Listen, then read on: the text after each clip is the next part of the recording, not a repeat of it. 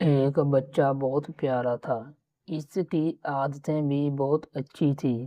وہ بہت ذہین اور محنتی تھا اور اپنا ہر کام دل لگا کر کرتا تھا۔ اپنے ماں باپ کا کہنا مانتا اور ان کی خوب خدمت کرتا تھا۔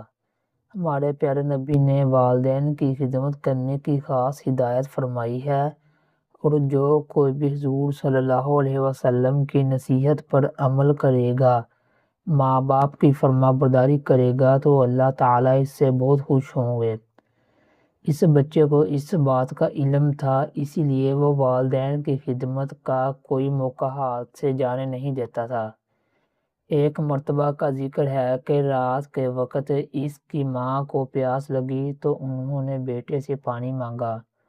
وہ بھاگا ہوا پانی لینے گیا، دیکھا تو گڑھا خالی تھا۔ کنواں دور تھا، پھر بھی دوڑتا ہوا گیا اور کنویں سے پانی لے آیا۔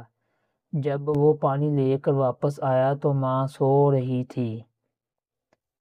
اس نے سوچا کہ امی سارا دن کام کر کے تھک جاتی ہیں، میں انہیں جگاؤں گا تو ماں کی نیند خراب ہو جائے گی۔ اگر میں سو جاؤں اور ان کی آنکھ کھلی تو وہ پیاس سے پریشان ہوں گی۔ میں یہیں کھڑا انتظار کرتا ہوں تاکہ جب وہ جاگیں تو ان کو پانی دے دوں۔ بچہ کھڑا ہو کر ماں کے جاگنے کا انتظار کرتا رہا، یہاں تک کہ صبح ہو گئی۔